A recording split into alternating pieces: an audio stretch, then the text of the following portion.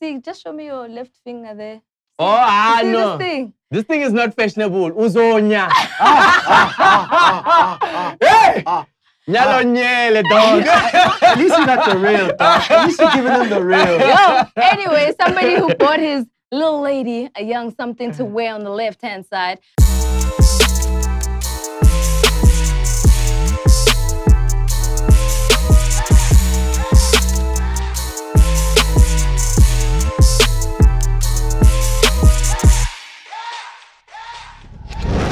What up? Welcome to another really hot episode of the POPcast. Say hot thing, not call. I mean, you gotta toot your own horn. You know what I mean? Because if we don't do it, who's gonna do it? I'm gonna say one thing: the lights at the back make it extra hot. I don't know. These are new, right? Yes. Yabona man,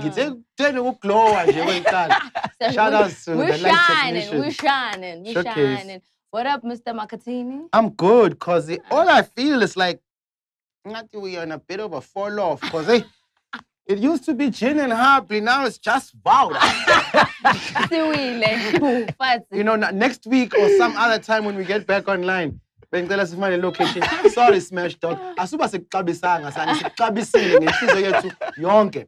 Ukuthi nje kunzima ufumane location, so you'll be just stuck with the resemblance of change. Yeah. And as do every other business, we're blaming it on COVID. You know what I mean? Yeah, we're going to blame it on the lockdown. But nonetheless, we're not going to blame everything on the lockdown. We do have a really awesome guest who's with us today. Smash Africa. Africa to the babies. Yeah, man. That smile never comes off. Are you ever proud, no, my nigga? No. Like, it's always here. I know I smile a lot. Like, damn. You know, if I'm not smiling, oh, wapauta. Ooh. And I don't think it's pleasant to see me looking like. Sure. Yeah. Now you enjoy your soul. You're always smiling. And also like I got fresh teeth, yo. Handle that.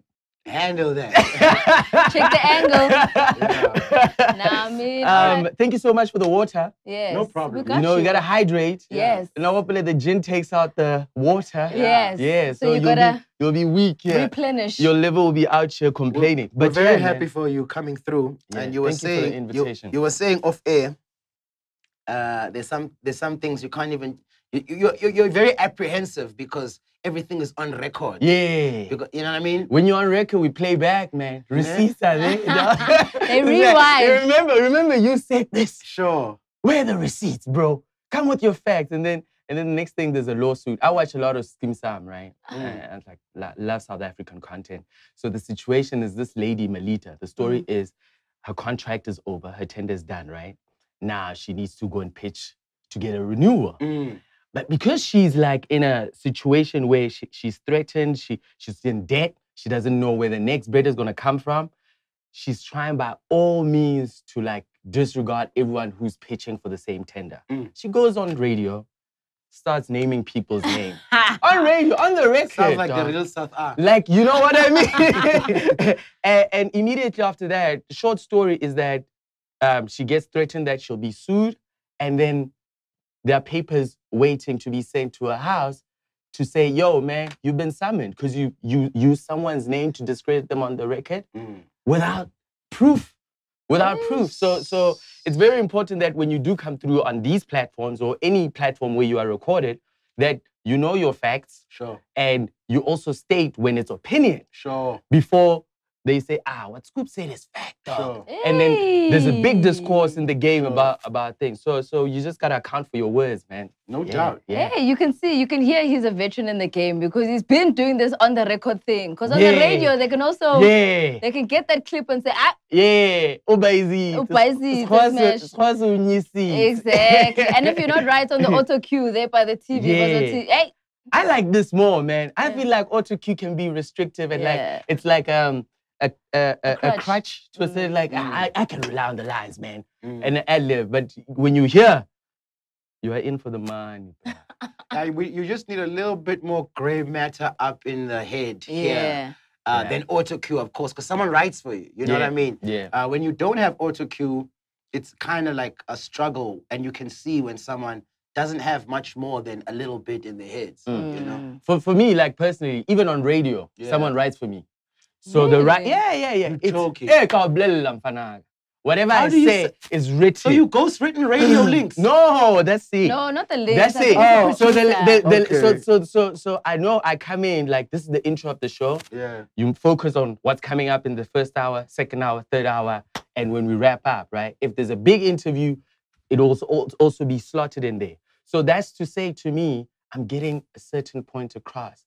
And if I don't have that in my head, like this is the point I'm trying to get across. I'm gonna be talking about all the other things. That's why not everybody can do the TV and radio thing. Yes, because so then you well. go off on a tangent. You know what I mean? Yeah. And this guy's... We're probably going off on mad tangents right now. We've been speaking for 15 minutes. We ain't even touched on one topic for the episode. Pause save us. I'm saving you right now. Don't worry. All right, so we've got Smash in as a guest for today for the POPcast episode. But of course, we're going to embellish a little bit more on the TV stuff a little bit later because that's what Smash obviously focuses on. But outside of that, obviously, there's been a lot of news internationally and local. Just to kind of touch on what happened internationally, which is still big news. So we kind of have to, you know, kind of see what exactly is happening. Bobby Shmurda, 7 years out.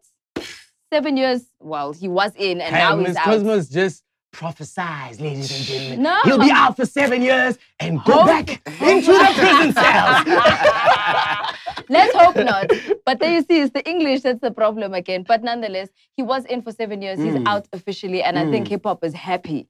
And everybody's rejoicing because he was that one guy. He was the real guy. He was the real nigga.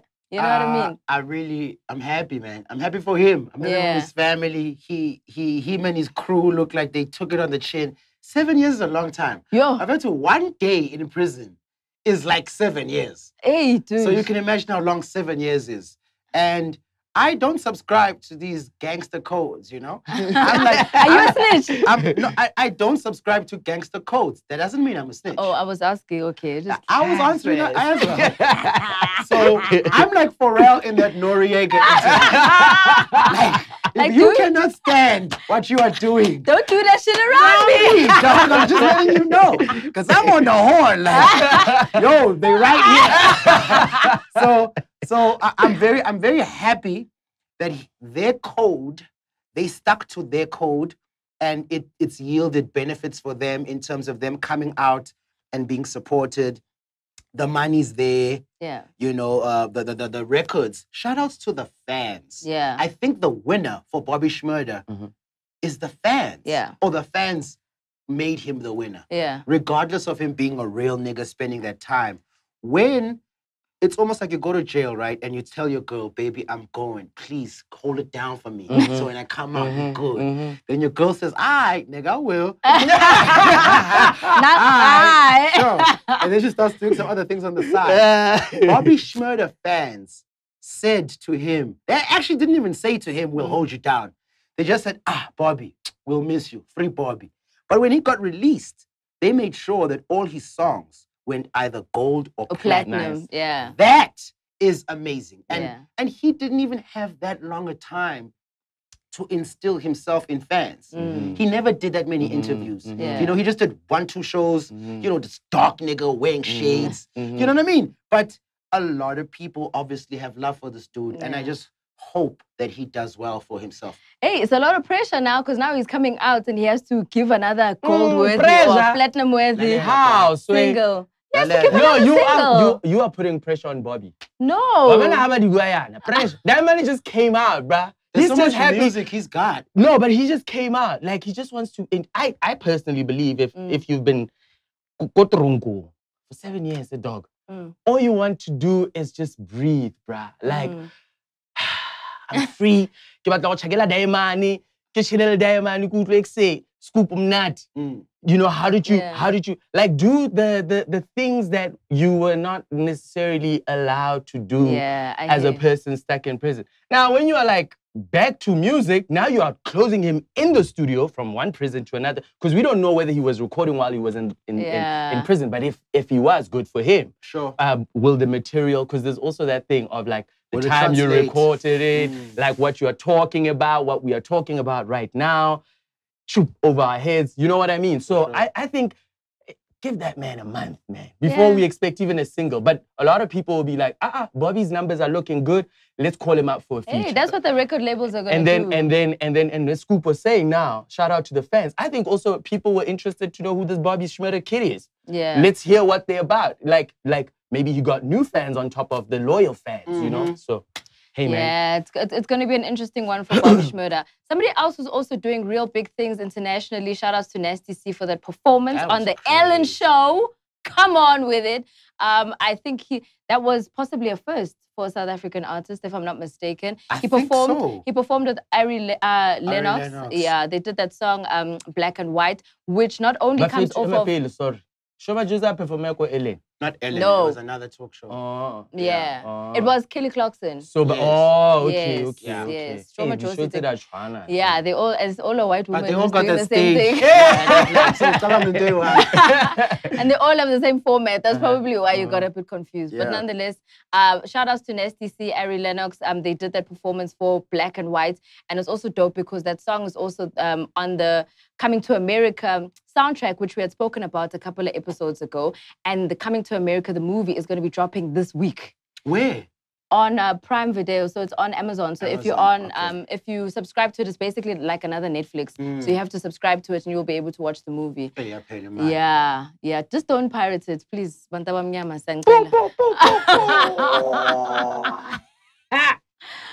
But I think that was a big achievement from a Nasty C and his team perspective, because I think everybody knows how big Ellen's stage is. You know what I mean? And to actually get that across, especially in a time like lockdown, where typically he would have to fly to go over there, but he obviously did it where it was shot in different spaces. But I think it still kind of spoke to the music video because they were in different screens, just like the music video was also in different screens, which I thought was really awesome. You know what I mean? Yeah. So shout outs to Nasty and his team. Somebody else who came through with the big news. See, just show me your left finger there. See, no. This thing? This thing is not fashionable. Uzonya. Hey! Nyalo dog. At least you got the real, dog. At least you're giving them the real. Yo, anyway, somebody who bought his little lady a young something to wear on the left-hand side, Mr. AKA bought his girlfriend Nelly Tembe a beautiful ring. And she said yes, and she was quite excited about it as well. Did you see the video of the proposal? No, I didn't see it. Oh. You spoke like you did. No. Did you see it? I just saw a post video, basically, like he was like, yo, show everybody that ring. She's like, oh my God, I got a ring. So that's the video I saw. Okay. I didn't see the actual proposal. Sure. Was there a video of the proposal? I don't know. No, I don't think they posted one. No, I don't think. Was there an official announcement that they are engaged? Fiance? Yes, because he posted on his Instagram. He posted a ring. He's like, yo, this is my fiance. This is it. I'm gonna on the record here, scoop it up. Yeah, that's like Ricky, you can say it's real. Sometimes it's clickbait hype gang. But this is the problem now. Is that I don't know if it's a problem, but I'm trying to figure out if this is AKA's strategy all the way, because then the next day he dropped the video for finessing. And all good and well, yes, I do believe that he is engaged, and shout outs to their relationship. But sometimes for me, it just feels a little gimmicky that something drops after a big announcement. Do you know what I mean? 100%. 100%. I know what you mean. But I'm going to smash it. I'm going to round it up at the end. But I hear you. What do you have to say, Smash? Just flashing his ring like that. like, I personally, I personally don't think there's a thing there. Okay. I don't think there's a thing because... As in, you don't think it's a real thing? I don't think, like, I think it's a ring on the left finger and it looks pretty. Okay, promise ring. Maybe. But at least that's like packet. But here's what I'm saying. Here's what I'm saying. If it is real and the proposal happened and kitty fiance, I gotta wish them well. And the truth about making a step to be with a life partner, and that journey is flipping tough, man. Yeah. But it's also a beautiful journey. Beautiful in a sense that you become a new being if you allow yourself to be a new being. We are influenced by society, for sure, by our upbringing, by our status, by our color, etc., etc. Now, when you come in with another human being who comes with all of these influences, so it's like two people with different influences, you got to learn each other. On top of that, you got to learn yourself because you are becoming a new person. You know what I mean? So and once you are willing to put in the work when you slip up, and you are willing to shine when it's time to shine or uplift the other, it's like, yo, man, this is like fairy tale shit. Yeah. You know what I mean? But like, it's like for me, so you have to put in the work. The fairy tale shit only comes in with you or better peak. It's like all the time. Like, cause I'm also like out here coming from. How long have you been married for now? Over a year. I just actually over a year. Kid 28 got any kids? No kids, no kids. But like I'm allowing God to work His work. No doubt. You wake up with it, you sleep with it. When you come back, they say, "Whoa, don't get too comfortable." And you're like, "Yeah, for real." Cause like you think like you have a partner in bed, you're supposed to do the deed all the time. But sometimes when I don't agree with, forget like you know the stories about she's tired, I've got a headache and all of that jazz. I'm just talking about the tension in the household. It can create that. Yeah. So I'll be like, don't come to me. For sure. Now what that often leads to is like you feel like, but I can't get S. Let me go and get S outside. Oh, you see what I mean? 100%. But like if you're willing to work and see, and I get busy here, I left my shit on the floor all the time. I don't clean up after myself. That's why my wife is, or my husband or partner, it doesn't matter, you know? Sure. So these are the small things. And lastly, this is my parting shot with being married. Children don't get married. Adults get married. And you gotta act the fucking part the moment you decide. You know what I mean? You can't be childish, man. So that's my parting shot. Yeah. Scoopy? I am obviously all happy that, you know, love prevails. Yes. I think no one is looking at this thing with bad intentions. It does strike me as odd, like you say, because Mr. Mega always has these stunts. These publicity stunts. Exactly. And I think this is the one that is the closest to, like it's just infringing on real life too much, if it is a stunt. I don't think, okay. Let me let you finish, sorry. Yeah, so I don't know either. Like I said in the beginning, if it is all good and it's all real, shout outs to them. But I'm saying that because of his behavior in the past, accompanying publicity stunts with music, this one kind of sits foully in the mouth if it's a stunt, because as a cultural black guy that I am, I'm thinking, did he talk with the parents? Did he involve the grandparents? Did he involve this girl's family? You know? Did you write a letter? I don't know, but obviously she's Zulu. Yeah. And I know they don't play about this. You understand? Don't. So as far as that's concerned, it's like, wow, I wonder when those conversations happened, because you can't just pop up with a ring in those kind of situations with those kind of families. That's one. Secondly, damn, I always fucking lose my points, dog. It's okay. I think with that, look, like I said, for me, I'm happy for them because they look like they are in love and obviously basking in the ambiance of the love. I'm just like everybody else, maybe just a little skeptical. Because no, not skeptical. I believe in their relationship. I believe in their love. I'm just partly a little annoyed that the music video dropped the next day. We are not talking about their love here, man. We're talking about a post. Let's get facts right, man. Okay. Okay. Talking about love. Okay. We're talking about love. Okay, so there's also like social media is so one-dimensional. Yeah. Like. I guess so. You have a point. You have a point. That's how I see it. The only thing that's left a sour taste in my mouth is that the music video dropped the next day. That was the only sour point for me. Otherwise, I'm happy for them. If their relationship goes and proves us all wrong, then by all means, I really hope the best for them. And also knowing, or should I say, the way Mega has exposed himself to me and the type of person I would draw him out to be, I don't foresee him not taking the opportunity of having pictures when he was going for lobola negotiations at this girl's family, because he loves those things. Yeah. You know, wearing the Zulu crown, sitting down. These are the things that, for the person that he's shown me to be, I would look out for when he says, I'm getting engaged. Yeah. I'm not saying that it didn't happen. But if you had to have me bet, I would have bet that shit, this nigga, them singing the Zulu songs, him walking in the You would house. have been inside. This is mega, dog. Yeah. The fact that, and then also, which is what I asked about the proposal. Mega, again, I'm not saying I know him, but I'm saying from what I've assessed and what I've seen from a very close perspective, also not having that video of him kneeling and going, yo, this is mega. Do you understand? Like, there are all these other things as a person, to me, strike me as things that he would love to do. Yeah, I think that would be important to him, even if it's just to post, because we know how much he loves content and posting. Like, there's no video of him with the candles and the roses and the kneel and the opening of the shandies and tricking her. There's no video of him in Durban with Zulu songs walking in the house. I don't know, it's questionable, but maybe he's growing. There's that factor. Yeah. I know they were in Durban with each other the past December. week. Yeah. So maybe conversations happened then, and he's chosen not to post. I don't know. Look, things change, people change, people grow.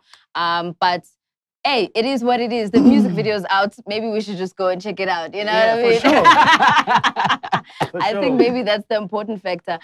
Still speaking about music, we also got some really awesome drops this week. Reece dropped another one, also coming off of his album, and he keeps giving us one song at a time. I think it's a dope way to release his music in this climate. Yeah. Really? I do. Yeah. It's worked for him. Okay. Immensely. I do think for him, like, giving us these gives people a chance to digest the song one by one and not be in a rush to gulp the whole album. That's what he's done with this. He's given every song a great breathing space and then allowing consistency of quality. Yes. In terms of writing, beats, and subject matter. He's slowed everything down, just like COVID slowed everyone down. Yeah. He didn't operate on the same basis. He said, okay, this is what's going down. If the world is changing like that, then let me change the way I deal music to you. Yeah. And it has worked for him. And this is what it's about, you know? You shift shit and you see what works. Yeah. And I'm proud of him for doing that. And yeah, it's just been a very dope way to release music at this time. Because it's made a great impact for him. Yeah, definitely. And every time he drops a new song, it's always like, oh, did you check out that new Reece? And it just feels like a whole new drop, a whole new... Meanwhile, it's all in the same album. Yeah. Before COVID-19, wouldn't he just drop a random Friday? Yeah. And you're like, oh, like this guy's got this out, and then you catch maybe like a week later or even a month later. But like I personally also feel like this is probably how he might get onto radio. Reece hasn't like gotten the best radio airplay for the amount of love he has in terms of meaning the music that he makes can be enjoyed by bonke, zonke, yonke. You know what I mean? Like a potential bigger pool of new listeners. That's what radio could offer him instead of the Reece fans, as it were. I think also another thing that we need to take out of this is like, if you're not busy doing what you are known to be, then you are going to be left behind.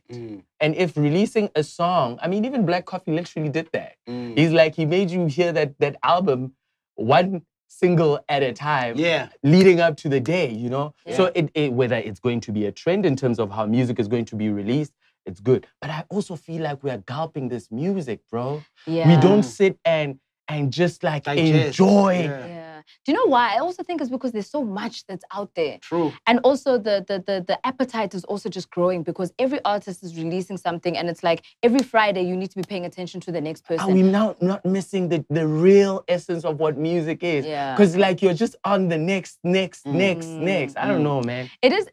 I think it is a bit of a shift change, especially because we are obviously from that era of like sitting and digesting music. Whereas kids right now are just like, yo, give us the next hit, give us the next hit. And sometimes it's also a pressure on on other artists to then say, okay, we need to kind of stick with what the trend is right now. And they're just also just like giving it out. And it's stressful because it's like, okay, but now are you releasing music because you need to churn it out like a machine? Or are you doing it because you love it and you want people to enjoy it? You know? Yeah. So it kind of leaves a little bit of a, what's actually happening in the vibes of music. How are you feeling? I personally feel like there's too much of it getting released. Yeah. And the thing is, I don't think we would feel like it's too much if everything was at a level of quality that was dope. We feel like it's too much because sometimes you can just hear that people just want their names in the release part. They don't want their names in the dope music part. So, and we talked about this, like how hard it is to even listen to a full album. Yeah, you know, we talked about this, you know. Longer than 2 days. You know what I'm like, saying? you know, you used to listen to a full album for like 3 months straight. Yeah. and repeat. Now it's literally, like you're saying, 2 days and then you're like, okay, clock out, next one. Like you've missed so much. And dog, making music is tough, dog. It's very tough. Making music is difficult. Shout out to all the musicians out there, Have man. you been in studio, Smash? No, like, let me tell you, making a record is the toughest thing ever. Because I get like there's also like elements. What energy are you in when you are recording? What level is the person who's producing the song on? Are we really focused on getting these emotions out, you know? But I tried making music like years back. I think around 2012, 2013. And I was like, this shit is tough. And there's no way I'm going to release this shit because it doesn't sound like the shit that I... There are some brave people out there that I have to applaud. That no matter how shit sounds, they like, no, this is the one. Trust me. Okay? Trust me. I'm like, how do you do this? Making music is tough. Yeah, no, there's some brave people out there. No, there's a lot of brave people out there. And then it sucks when you tell them their song is trash, because then it's like, oh, what do you mean? You do that? You tell people their songs are trash? I mean, yeah, I do. He does. I mean, you've got this thing. I don't do Smash that has this thing on a show. It's called Smash or... Smash Hit or Smash It. Yeah, Smash Hit or Smash It. And he leaves it up to the listeners to be like, this one, this one.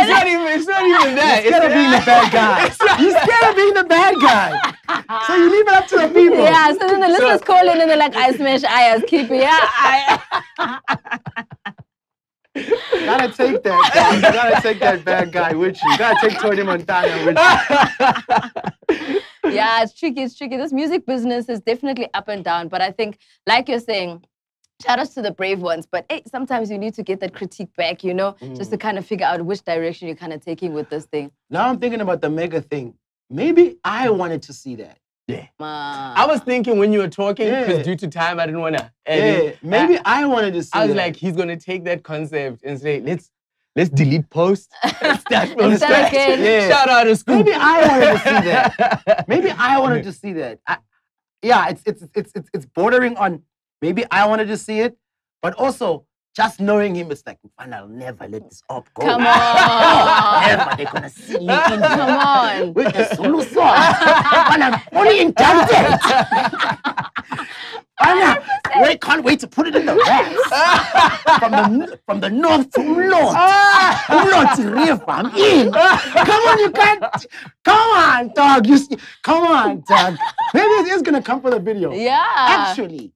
And maybe he might even just do a documentary or like a, you know leading up to the wedding, because that's the theme now, is that everybody needs to do a leading up to the wedding. Leading up to the wedding, and then a reality show on the wedding. You know what I mean? Because one thing that our rappers haven't given us is a visual album. They copy a lot of things that come from America, and I'm happy about that, as America copies things that come from us. Shout outs. But something we haven't duplicated is that visual album. The Kanye West, what was it called? Runaway? Runaway joints. I mean, Lemonades by Beyonce and them.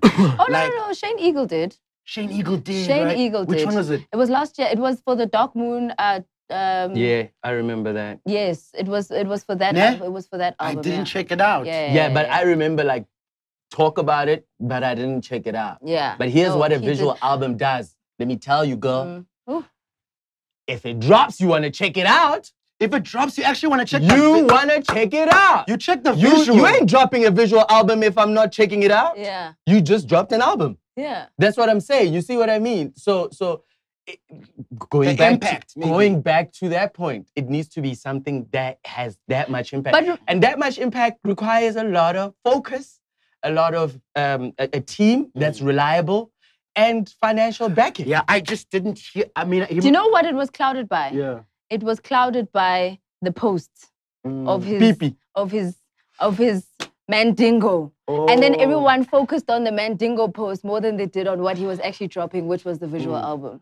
I think that kind of deterred the attention. That was really, that's key for me. It's like, we've got so much visual and story and cultural aesthetic that shooting 5-minute videos isn't enough to cram these 12 South African stories. English and Afrikaans are South African right now. We have to consider them. So if 5-minute video isn't enough, you know, we need people that can stretch narratives. And when you do a visual album, it also helps you to not stay stereotypical. You can now do movie storylines. You can now flesh out something that can be so much impactful for a country rather than a booties, car, and club, and bottles. It's something that we really, especially because South Africa also loves dramas. I thought somebody would have attacked us a long time ago to combine the music video and the drama to give us something like this. Mega, coming from you dating her, all the way up to you telling her she's 21, all the way up to now with the proposal, then the finessing, and then the wedding, and then we'll have the child. Maybe twins, maybe triplets. I think you need to just send him an NDA there and be like, you part of the credits there. Nah, there's no NDA now. This thing is in public. He's got it. The NDA are not in public. He's got it. Another thing I wanted to say about this topic, and this one is gonna make people go, You know, as niggas, whether in rap or not, we always talk about ladies and the ladies, beautiful ladies' propensity for men with deep pockets. Isn't it crazy or a bit odd? Not a bit odd, but isn't it quite eyebrow-raising that our two formidable hip-hop stars openly brag about the fact that their ladies are trust fund babies, and no one sees a problem on that? I don't think there's an issue with it, but I also really feel as though times have changed because there were obviously times where it's always women who are dating older men because older men can provide and older men also have money. But there's also the older women who are also then dating younger men who also have deep pockets, or maybe now you're no longer dating somebody just because you're trying to take them out of home so that you can give them a better life.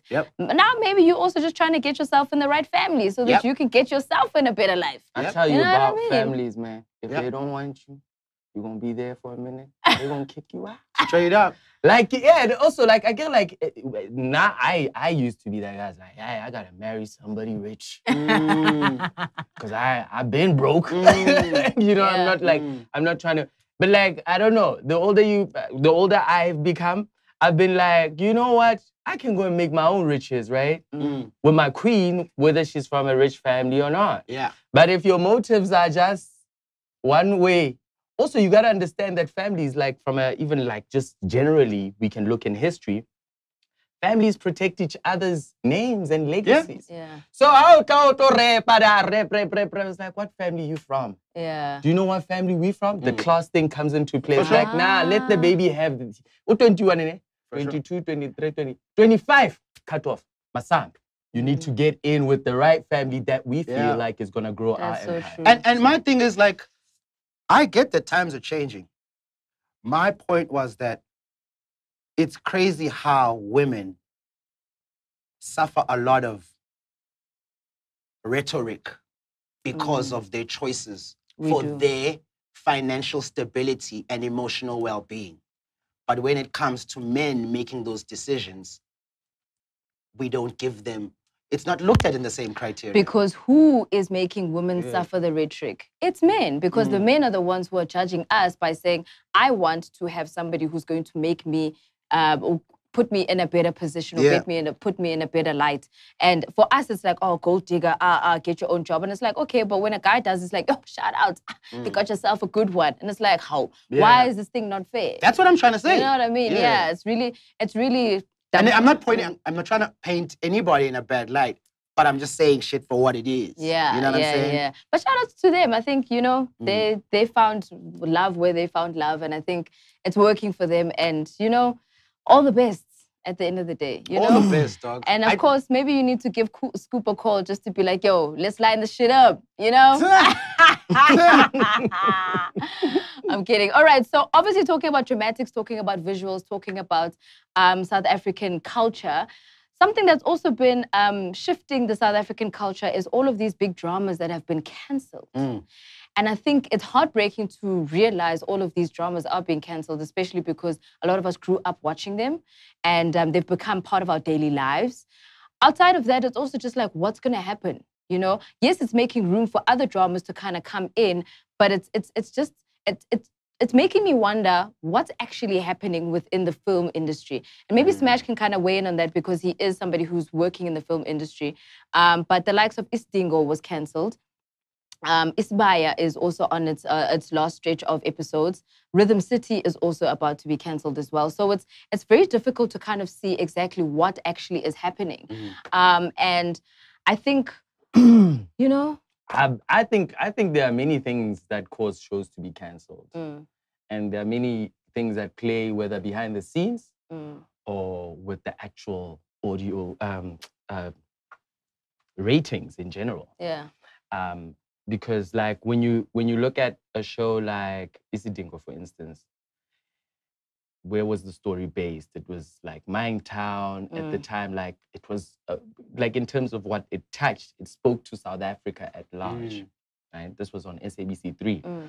SABC in general has been going through like financial struggles. So for a show like Isidingo to have a long run like that, you got to consider the production costs. And also, over years, people get big names, and big names require big checks. And also to compete with the current content that we are seeing, how are we going to compete? Does it financially make sense? Is the commissioning channel willing to put the money? Is the advertising revenue making sense for them to invest that much in it, right? And then also another thing that comes to play is like, the story is finished, dog. How's a story? That's true. You know what I mean? Or another thing, this is what happens now behind closed doors or behind the scenes. It's like, dog, wait a king. We gave you rights for X amount of years. We think we can go and ship our story over there, our friends on Bram Fisher. You know what I mean? And then we just repackage it, new title. Because it's as like, in terms of changing story, it's not as easy as doing it. But like if you wrote it, you can switch it to fit whatever channel wants in terms of, because like, remember they're pitching bids. Like a tender document goes out, we are looking for X content, you know? So if you are gonna allow your production company to be able to move across, because in South Africa we have ETV, DSTV, and SABC. Now the pool is very limited. The amount of time ETV has to air certain shows and what's hot, Rhythm City was at the pulse. Every kid wants to be a musician and they want to know what is happening in the music game, for instance, right? But like now, every kid is becoming a musician without having go through what Rhythm City told us. Because the internet has made us see that you don't need to suffocate to try and get you a deal, etc., etc. As long as you've got the numbers and the views online, you might pop. A big record label might scoop you, you know? So it's like stories like that, stories that are going to speak to the times of youth culture. And I'm speaking to Rhythm City, and as to when Backstage was also replaced at the time, it was like, audiences are getting bored with this thing. It's because we are not speaking to what the root is, you know? Yeah. So if relevance is an issue for a show being canned, I can't hate that. Yeah. Even if, as a fan, if revenue is a reason whether the money is not there from the big guys or your production is not making racks for them and it makes sense, I also can't hate that. You know what I mean? The question though that I have is, what are you gonna show me? Yeah, right. Because that's where it's at. Like as a fan, you are gonna kill my favorite show. What are you gonna show me? You know, what's and on you the way? better hold me though. Yeah, because I'm supporting you. You know, I think that's how I personally view it. And indeed, I mean, what is it exactly that you are gonna show us? And I think maybe that's where the pressure is coming in from the older TV shows like the Stingos and the Rhythm Cities and the Spires, because you're right, maybe the story has ended. And I guess from that perspective, it's now, okay, but we're trying to bring you more dramas. We're trying to show you new things. And could it be the end of the soapy era? Because a lot of telenovelas are now coming in and they're the ones kind of taking over. Or even that, it's just like 13-part series that are now, because we're now starting to consume TV in a more faster rate where it's just, okay, let me do my 13 episodes, I'll binge them on Showmax and then I'm done. You know what I mean? It's tricky, but I guess, you know what, it's opening up for more kids to be on screen. Open up the industry. I need to Yeah, man. Yeah. And I can't think about it without thinking about, you've been on a set, right? You've been on a soapy set, right? You've seen how many people soapies hire. Exactly. Makeup, hair, lighting, editing, wardrobe, production design, cameramen, directors, writers. Fuck, the list goes on all the way to your actors, all the way to your extras. The fact that on a monthly basis, on so many productions, there's not going to be checks going out to people. Man. That's all I'm thinking about. Yeah. I ain't gonna lie, dog. It's like, fuck, like, you know, the South African, I guess South Africa, most importantly to be spoken about, the entertainment game is tricky. It's not like America where you do one movie, you get 20 mil, 10 mil, couple of mil, where you can stick around for 6 months or a year or 2 years and not do any other thing. Like, it's really tricky here. It's really like a month-to-month thing. And it's crazy that when you have a job, the gap between being comfortable and being unemployed is so thin. Yeah, that's why you're a freelancer. Yeah. You are free until you understand what I'm saying, until you are like, we work with contracts. Yeah. You know? And I think like this is for me, bro, like, you know, when you say that, I'm so happy. Before I even got into the industry, at a young age, I knew like I wanted to control my time. Yeah. And I wanted to be able to choose what I wanted to do when I wanted to do it. Yeah. And if I sign an agreement with someone to do it for a certain period, I know I'm not locked in that thing. You know what I mean? So that's the reality of the game. When you come into, like, you want to start a production company, you must know, dog, you got to go and market. And if you're not the hot kid, you need to make sure you work with the hot kids in order for you to eat. Yeah. You know, so it's business at the end of the day. It is business tricky. I feel sorry for them actors and actresses, but fuck. I guess they're also just gonna have to step the game up and see if they can, you know, move on to the next production. That's the difficulty of it. But I guess, you know, we'll be watching the last episodes of Sting or Rhythm City, Isbaya. How much of this thing do you think was COVID? How much of it do you think was? I think a lot of them are using COVID as an excuse. That's what irritates me about some businesses, and this is business as a whole, not even just production. I think businesses as a whole are using COVID as an excuse, but they were already on the brink of like dying out. And then they're like, oh, we're not making money, cut. And it's like, but really, is this what they're gonna have reruns? Yeah. That's what they're gonna do. And and that's where they make their money. Generations has been doing that for years. Are doper than the shit that they're shooting now. You see, it goes back to the relevance thing. Were you able to reinvent yourself with the times? Nah. And that's hard, yo. That is hard. This game is tough, man. It is a tough game. But talking to your point that you had in the beginning of the show where you were talking about fact-checking and making sure that you're speaking, but make sure, be careful because it's on record now, because it's out there for the social media.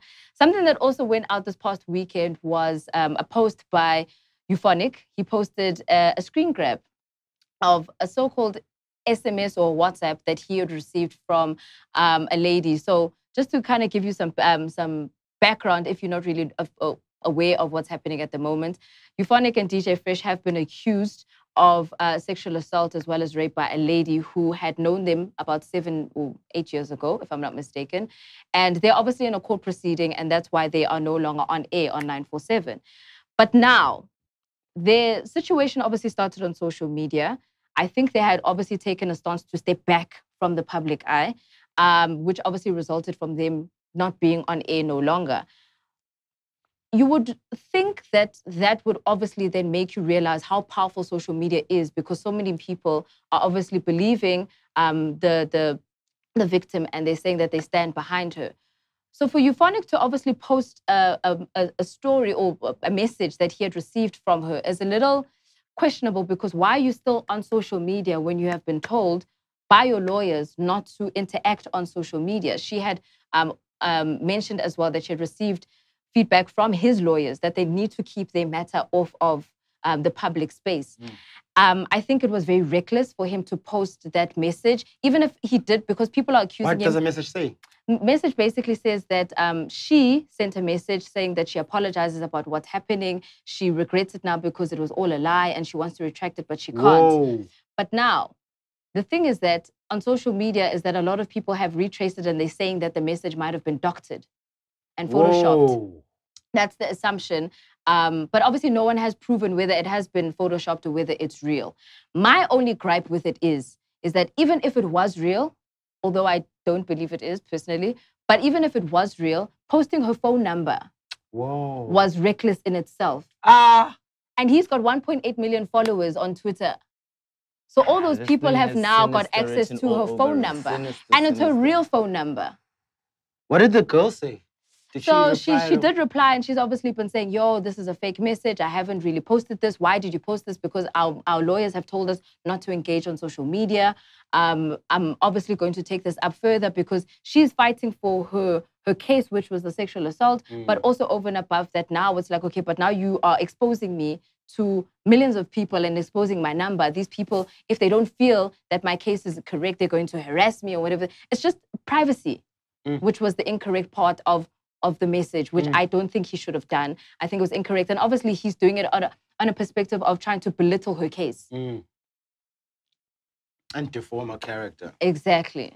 How are you feeling, gentlemen? I need you guys to speak up, because this is obviously a social matter. It's whack.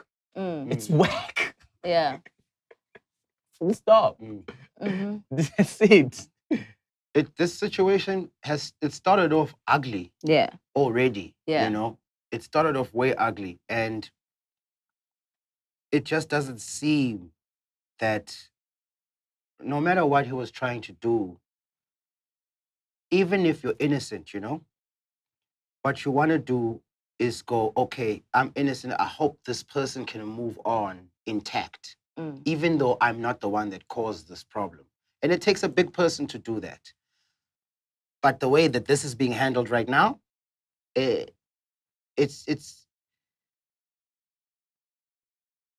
dangerous. It's dangerous, you know. It's really dangerous. It just doesn't show any remorse, any empathy. It's a reflection. It's a reflection of our society. Yeah. Because that's what's whack about it. Yeah. Because like our society allows it to live and exist. Yeah. And it has happened, and it's going to happen, and it's whack. And what's happening with the court case? Because also, I don't want to speak as if I'm already condemning them, as if they're already guilty, because I don't know what happened with the court case. Like I said, though, whether guilty or not, to put someone out in this light, going through something like this, in these times of GBV in South Africa, as a man in the public eye, whether you did something wrong or not, because you hold that position, you set the example. It's on you. It's on you to set that example. Exactly. And he basically, the message is very in bad taste, I think. He's seemingly bullying her to basically retract. And I don't know what's going on with the court cases yet. I don't know whether they've been acquitted or whether the case is still continuing. But at the end of the day, because it's still in the air, he should have just kept quiet. Posting her, like I said, even if she did send that message, he shouldn't have posted it. Because whether or not she feels remorse or whatever the case may be, he should not have posted it because the case is still happening. The thing to do, if the message is true, even is to not post it, I agree with you, is then to say, okay, my lady, I don't want to post this. You've accused me. So we'll give you a week. We'll give you 2-3 days. Can you post that this was a lie? Not coming from the person that was accused. Exactly. You understand? Yeah. If it was a lie, and they are in conversation with the lady, because he's a smart man and he's got lawyers, in just morally and the way it looks, even if I'm right, I would have gone, I know I'm right. Okay, Siswam, I'm not going to post this because I can tell how it's going to look to people. So at your time, hopefully not long, can you tell the people that you were lying? You know what I mean? So it was just a matter of, it was just done in bad taste. And I really think it's going to end up making the case even more sour. You know what I mean? And I think for her, she's obviously dealing with a lot emotionally. And the sad part about rape cases, even though she's spoken up 7 years later, is that it's going to be belittled because then they're going to say, okay, but where's the proof? Where's the case? You know, and that's the difficult part she's having to now prove to other people is, did this really happen? Does she have any proof? And it's just going to make it even worse because now they're trying to defile her character. But you know what I mean? You know what I'm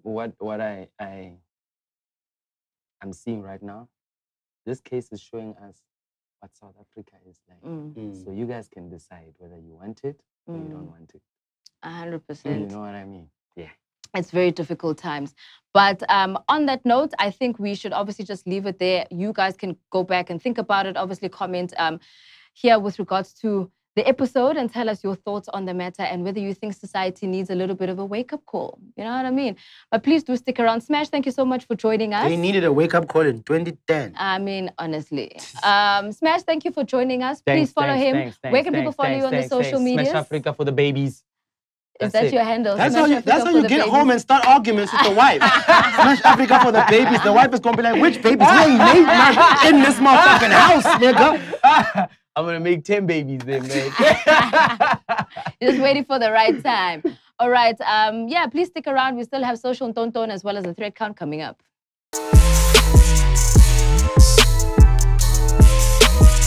What up, what up? We're back here on the Social Tonton for this episode of the POPcast. So, this past week, I think everybody has seen how Sivingesi has been engaging with the drag community and creating his own persona called Sivana.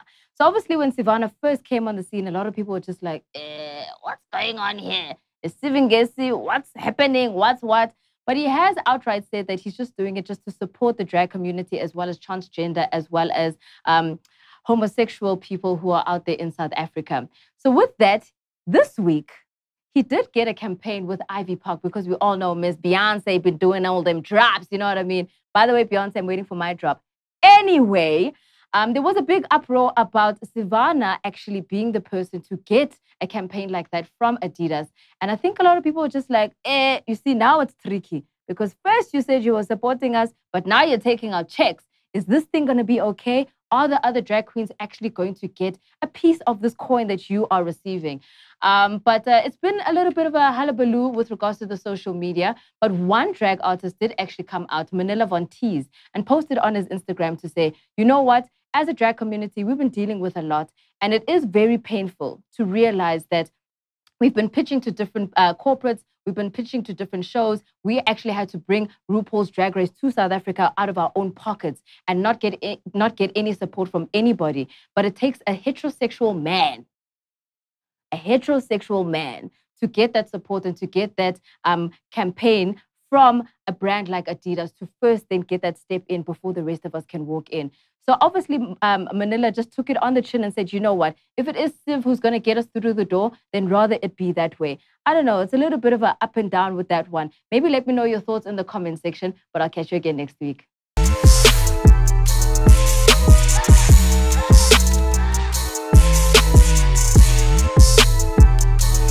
Hey, watch my fabric. We're not dizzy. Watch this fabric. Well, nah, man. Kajan Buffett. Hope you guys are good. Hope you guys are maintaining.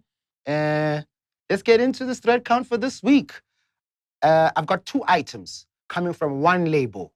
I think they are based in Ballito, Durban, KZN.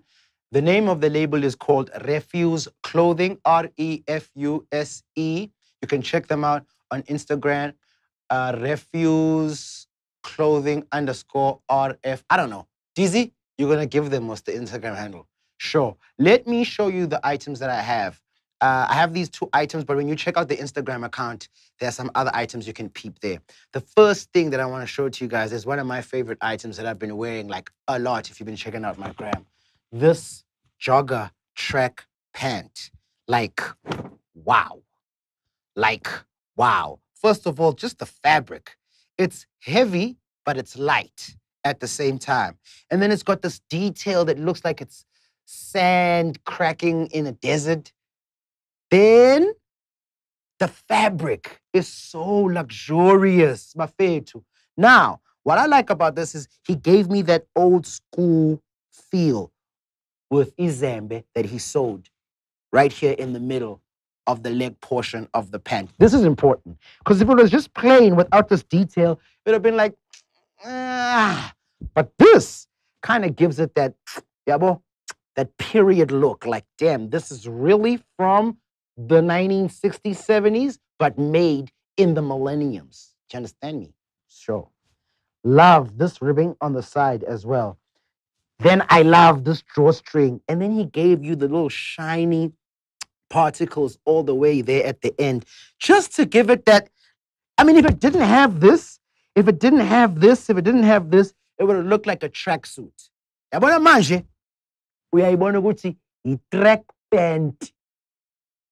Fully, understand?